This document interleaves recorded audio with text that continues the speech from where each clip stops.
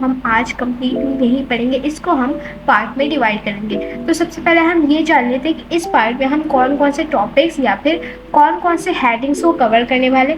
तो हमारे जो टॉपिक इस पार्ट में होने वाला है वो है डेटाबेस, यूजेस ऑफ डेटाबेस। ताकि हम अपने टॉपिक को स्टार्ट करते हैं।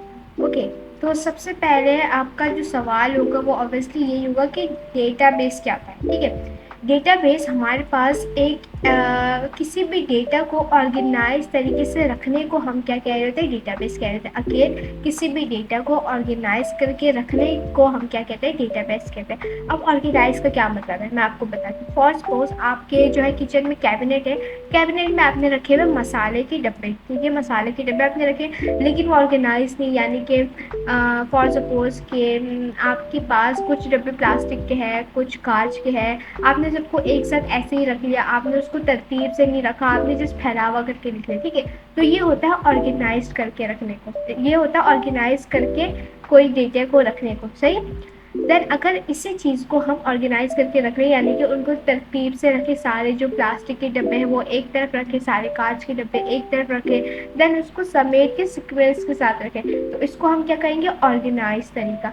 देन इसी तरीके से हमारे पास बहुत सारा डेटा होता है जिसको हम चाहे तो अनऑर्गेनाइज भी रख सकते हैं, लेकिन ज़रूरी होता है कि उस डेटा को ऑर्गेनाइज कर दें। ठीक है, तो जो डेटा को हम ऑर्गेनाइज फॉर्म में जो रखते हैं ना, उसी चीज़ को हम कह रहे होते हैं डेटाबेस। उम्मीद है आपको डेटाबेस अच्छे से एक एग्जाम्पल से समझ आ चुकी होगी। ठीक है, अब डेटाबेस में हमारे पास डेटा को रखने के दो तरीके होते हैं, एक होता है रॉस एंड एक होता है कॉलम्स।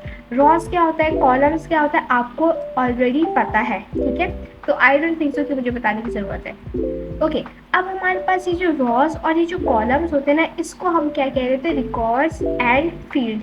रिकॉर्ड से क्या मुराद होता है, किसी भी चीज़ का यानी कि सबूत रखना। ठीक है, मिसाल के तौर पे कि अगर हम किसी को कॉल करें, फॉर सपोज मेरी किसी दोस्त ने मुझे ये कोई बात की और देन मैंने उसे जब कहा कि यार तुमने मुझे ना उस दिन ऐसा कहा, तो वो मुझे कहे नहीं मैंने तो ऐसा कहा ही नहीं, तो मैं अगर उसको वो रिकॉर्ड दिखा दूँ, रिकॉर्ड अगर उसने कॉल पे की तो कॉल रिकॉर्ड हो सकता है, अगर उसने मैसेज किया तो कोई मैसेज हो सकता है, वही मैसेज का चैट हो सकता है। ठीक है, तो इसी चीज़ को हम यानी कि रॉस और कॉलम्स हमारे पास जो डेटा में होते हैं वो हम उसको हम क्या कहते हैं, रिकॉर्ड्स कह रहे होते हैं। सही है। ओके, तो अब हमारे पास मोस्टली जितने भी डेटाबेस होते हैं ना, उसके अंदर हमारे पास मल्टीपल टेबल्स होते हैं, और टेबल क्या होता है यू ऑलरेडी नो दैट। ठीक है, अब मिसाल के तौर पर हमारे पास एक जनरल स्टोर है।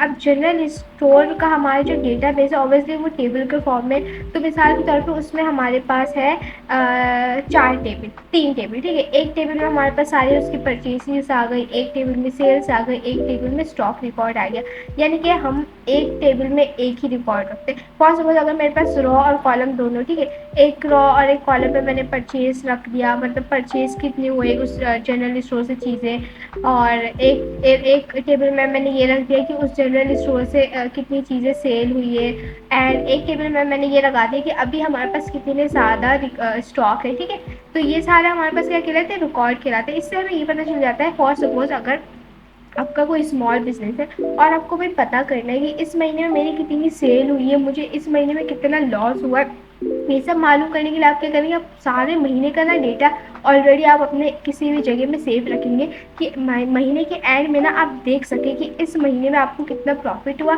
इस महीने में आपको कितना ज़्यादा लॉस हुआ। ऑब्वियसली अगर लॉस हुआ आप देखेंगे कि भाई किस रीज़न की वजह से लॉस हुआ, अगर आप वो सही कर सकते तो ऑब्वियसली आप उसको सही करेंगे ताकि नेक्स्ट मंथ से वो वाली गलती ना हो, और प्रॉफिट होगा तो आपको भाई खुशी होगी ऑब्वियसली कि यार मेरा इस महीने में इतना प्रॉफिट हुआ। ठीक है, तो ये हमारे पास फ़ायदा होता है किसी भी चीज़ का रिकॉर्ड रखने का, यानी कि किसी भी डेटा को रिकॉर्ड रखने का। और अगर इसी चीज़ को ऑर्गेनाइज कर रख ले तो भाई और भी आसान तरीका हो गया, तो फिर हमें डेटा को निकालने में यानी कि उसको रिकॉर्ड को देखने के लिए हमारे लिए और भी ज़्यादा आसान हो जाता है। ओके, इसी के साथ आप डेटाबेस को लास्टली एक लाइन में कंप्लीट कर देते हैं। ओके, डेटाबेस हमारे पास एक इलेक्ट्रॉनिक सिस्टम होता है जो हमें ये चीज़ फैसिलिटेट करता है कि हम अपने जो डेटा है ना, डेटा को अपडेट कर सके, ईजिली एक्सेस कर सके, ईजिली मैनिपुलेशन कर सके, यानी कि इन शॉर्टली डेटा हमारे पास एक क्या इलेक्ट्रॉनिक सिस्टम है अपने डेटा को रिकॉर्ड रखने के लिए, अपने डेटा को अपडेट करने के लिए और अपने ईजी एक्सेस के लिए। तो उम्मीद है आपको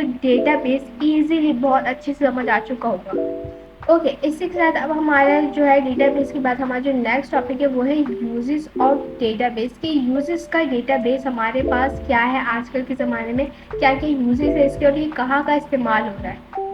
ओके, तो आजकल के दौर में यानी कि नाउ अ डेज़ हम सबके पास ना किसी टर्म का डेटा होता है, ठीक है? ये बात तो आपको ऑलरेडी पता है। ओके, तो हम क्या करते हैं, हमारे पास जो डेटा होता है ना, वो हमारे पास डेटा एक रॉ फॉर्म में होता है, ठीक है? रॉ इनपुट डेटा में होता है, जिसको हम एक मीनिंगफुल इंफॉर्मेशन के तौर पे ऑर्गेनाइज करके रखते हैं, ठीक है?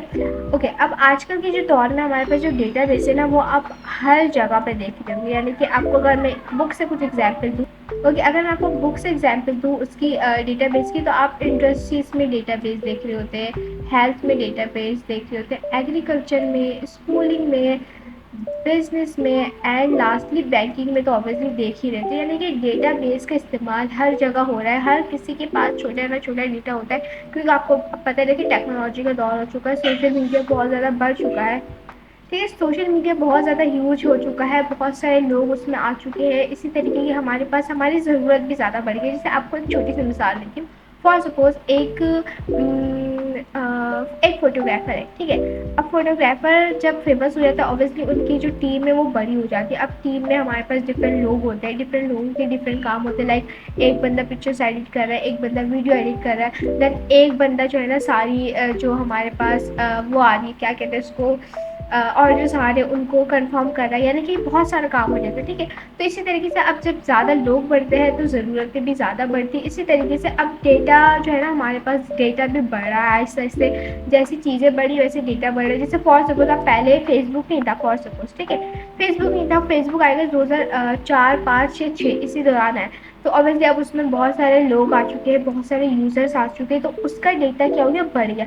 इसी तरीके से फिर आहिस्ते-आहिस्ते चीज़ें आ रही है, लोग इस्तेमाल कर रहे हैं, तो डेटा क्या हो रहा है, हमारा बढ़ रहा है। तो इसीलिए डेटाबेस हमारे लिए बहुत ज़रूरी है, और हर जगह में हम इसको इस्तेमाल कर रहे होते हैं। कहीं पर ज़्यादा मिकदार में इस्तेमाल हो रहा था, कहीं पर छोटे मिकदार में। फॉर सपोज़ अगर मैं आपको मिसाल दूँ गूगल की डेटा की, तो गूगल एक बहुत बड़ी इंटरनेशनल कंपनी है, तो ऑब्वियसली उसका जो डेटा है बहुत ज़्यादा होगा, ठीक है? क्योंकि इसमें बहुत ज़्यादा डेटा हमारे पास लोगों का है, वहाँ के एम्प्लॉयज़ का है, ठीक है? और भी चीज़ें। लेकिन अगर हम बात करें किसी हमारे प्राइवेट स्कूल में स्टूडेंट्स थोड़े से कम होते हैं, तो उसमें इतना ज़्यादा डेटा नहीं होता, लेकिन डेटा होता ज़रूर है, सही? तो इसी तरीके से डेटा हर जगह है, कहीं पर कम है तो कहीं पर ज़्यादा है। ओके, इसी के साथ डेटाबेस हम जो है ना डेवलप करते हैं अकॉर्डिंग टू डेटा का साइज़, और उसके क्या कहते हैं, उसके रिकॉर्ड्स के किसी भी पार्टिकुलर ऑर्गेनाइजेशन के लिए, ठीक है? अब वही बात आपकी बुक में भी कहती है कि डेटा जो है ना हमारे पास स्मॉल भी हो सकता है कुछ रिकॉर्ड के साथ, ठीक है? लेकिन बहुत ज़्यादा लार्ज भी हो सकता है, जैसे कि NADRA NADRA national database registration authority, जहाँ पर हम जो है अपने एनआईसी वगैरह सारे काम कर रहे थे, तो ऑब्वियसली वो पूरे पाकिस्तान का हमारे पास होता है, तो उनके पास डेटा ज़्यादा होगा। तो वही वाली बात की डेटा छोटा भी हो सकता है और डेटा बहुत ज़्यादा बड़ा भी हो सकता है। ओके, तो अब हमारे पास जो डेटा का गोल है ना, या सॉरी डेटाबेस का जो मकसद है, वो मकसद ये है कि अगर कोई भी ऑर्गेनाइजेशन है, अगर उसको कोई लॉस हो रहा है या उसकी प्रोडक्टिविटी कोई डिक्रीज़ हो रही है, या फिर उनके इंफॉर्मेशन टेक्नोलॉजी में किसी भी किस्म की प्रॉब्लम हो रही है या किसी भी किस्म का लॉस हो रहा है, तो उसको मिनिमाइज़ कर देना, यानी कि कम कर देना।